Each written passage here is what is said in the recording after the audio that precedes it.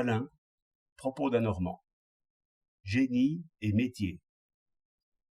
J'entendais ces jours-ci un grand pianiste, et je compris ce que c'est que la gloire. Les femmes étaient folles d'enthousiasme, et les hommes ne pensaient point à être jaloux. Lui, simple et même un peu froid, recevait les acclamations comme s'il eût été empereur ou roi. On voyait, à ses yeux presque fermés et au pli de son front, qu'il pensait à ce qu'il allait faire, bien plus qu'à ce qu'il avait fait. Voilà, me disais-je, un homme qui veut et qui sait ce qu'il veut. L'instant d'après, il était déjà à pétrir le clavier, comme un sculpteur de sons, et il jetait les sons dans la salle, comme on jetterait des fleurs, mais toujours attentif au nombre et au temps, toujours maître et toujours artisan. L'un ne va pas sans l'autre. Certes, il avait en naissant une espèce de génie, et cette puissance qu'il porte en lui ne lui a pas été versée, comme l'eau dans une cruche. Mais quelle discipline il a dû s'imposer, et quel travail de damné. Dans tout ce qu'il fait de beau, je sens la lutte entre l'inspiration et la règle. Tout est contenu et retenu. Les liens se tendent sous l'effort, sans se briser. C'est une espèce de Prométhée enchaîné.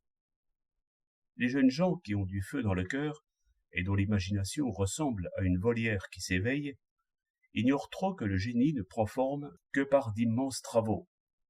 Ce pianiste s'est soumis à un entraînement de brute. Il a couru sur le clavier, tantôt lentement, tantôt vite, s'arrêtant, recommençant, docile aux ordres d'un menuisier de son. Un chanteur illustre, vous croyez qu'il n'a qu'à ouvrir la bouche pour gagner des millions et la gloire. Mais sachez bien que cette voix divine, qu'il avait en naissant, il a dû pourtant la conquérir, note par note.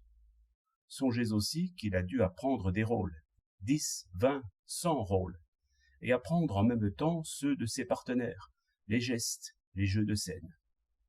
Votre rêve, mademoiselle, est d'être une princesse de théâtre. Eh bien, vous devrez apprendre à marcher, à prononcer, à passer de gauche à droite.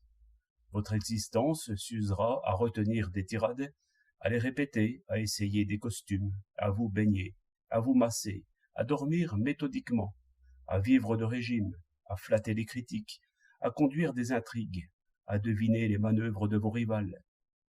Il n'y a point de métier facile, on ne triomphe que par de gigantesques travaux qui supposent une volonté toujours tendue. Le génie, en toute chose, suppose le métier. Nul n'est maître s'il n'a été apprenti.